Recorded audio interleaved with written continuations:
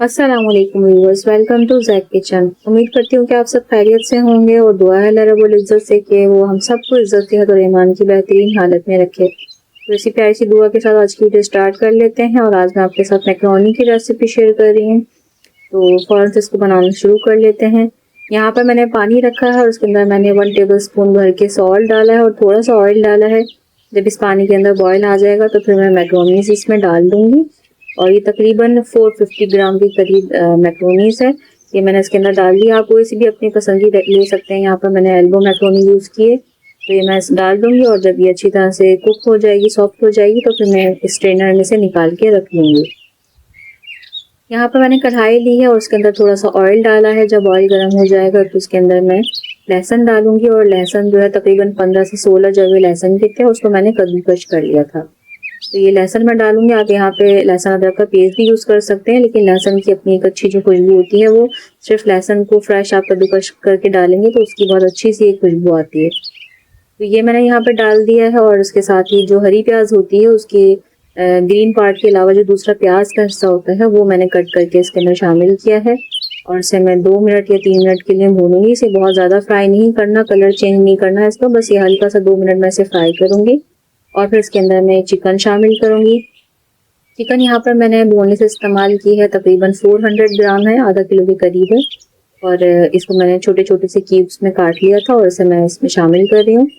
अभी डाल के इसे तकरीबन 2 से 3 मिनट में अच्छी तरह से इसको फ्राई करूंगी। चिकन देखिए यहाँ पर फ्राई हो गया, इसका पानी भी ड्राई हो गया है। तो अब इसके अंदर मैं कुछ मसाले शामिल कर रही हूँ, जिसमें सबसे पहले मैं इसके अंदर डाल रही हूँ रेड चिली फ्लेक्स है तकरीबन 1 टीस्पून के बराबर। इसके अलावा क्रश्ड ब्लैक पेपर है हाफ टी स्पून, 1 टीस्पून इसके अंदर चाइनीज सॉल्ट डाला है जिसे अजीनोमोटो भी बोलते हैं और 1 टीस्पून इसके अंदर मैंने नॉर्मल सॉल्ट डाला है। ये डाल के मैं इसे अच्छी तरह से इसमें मिक्स कर लूँगी और इसे फ्राई कर लेंगे हम। अब मैं इसके अंदर शामिल कर रही हूँ टमाटो पेस्ट। तो यहाँ पर मैंने जो है वो टिन पैक यूज़ किया है। आप फ्रेश भी डाल सकते हैं, लेकिन फ्रेश डालने के लिए आपको पहले से उसे पकाना पड़ेगा बॉईल करके। तो मुझे ये ज़्यादा इजी लगता है, तो मैंने यहाँ पर टिन पैक यूज़ किया है और तकरीबन 300 ग्राम के करीब ये टमाटो का पेस्ट है जो मैं इसके अंदर शामिल कर रही हूँ। उसे डाल के मैं अच्छी तरह से भून लूँगी। टोमेटो पेस्ट डालने के बाद मैंने इसको 2 से 3 मिनट तक फ्राई किया था। अब इसके अंदर मैं शामिल करूँगी शिमला मिर्चें। तो 2 बड़ी शिमला मिर्चें मैंने ली थी और उनको क्यूब्स में काट लिया था। अब वो इसके अंदर मैं डालूंगी और इसे अच्छी तरह से मिक्स करूँगी और शिमला मिर्च डाल के तकरीबन 3-4 मिनट हम इसे पकाएंगे। तो बस थोड़ा सा सॉफ्ट करना है, बहुत ज़्यादा सॉफ्ट नहीं करना शिमला मिर्च को। तो यहाँ पर मैं इसे कुक कर लूँगी।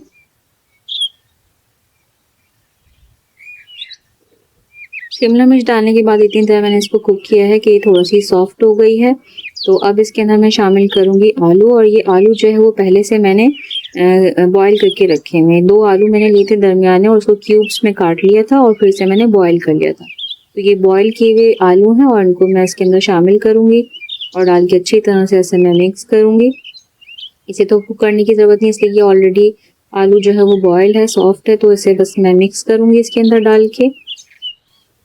साथ ही इसके अंदर थोड़ा सा पानी भी शामिल कर रही हूँ मैं। 1 कप से थोड़ा कम पानी मैंने इसमें शामिल किया है क्योंकि ये बहुत थिक सा लग रहा है मुझे, क्योंकि टोमेटो पेस्ट जो है वो बिल्कुल ड्राई सा होता है, तो इसके अंदर थोड़ा सा पानी ऐड करने की ज़रूरत है। अगर आप खुद से टोमेटो पेस्ट बना के डालेंगे तो फिर उसमें तो ऑलरेडी पानी होता है।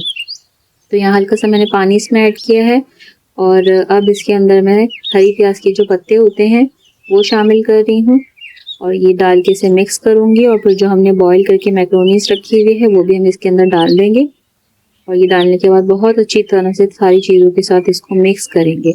यहाँ पर मैंने तकरीबन 3 टेबल स्पून भर के सोया सॉस भी इसके अंदर ऐड किया है और इसे अच्छी तरह से मैं मिक्स करूँगी और फिर इसे कवर करके तकरीबन 6 से 7 मिनट के लिए मैं इसे पकाऊँगी। तकरीबन 6 से 7 मिनट इसको पकते हुए हो गए हैं और बहुत अच्छी तरह से ये सारी चीज़ों का जो अरोमा है इसके अंदर आ गया है और ये दम पे मैंने रखा था इसे अच्छी तरह से पक गया है ये।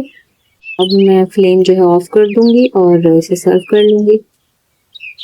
तैयार है हमारा बहुत ही मज़ेदार सा मैकरोनी और बहुत अच्छा लगता है। इसे एक बार ट्राई करें, बनाएं, आपको पसंद आएगा इंशाल्लाह। और अगर रेसिपी आपको पसंद आए तो चैनल को सब्सक्राइब ज़रूर करिएगा और वीडियो को लाइक ज़रूर करिएगा। मैं इंशाल्लाह मिलूँगी नेक्स्ट वीडियो में किसी और रेसिपी के साथ। तब तक के लिए अल्लाह हाफिज़।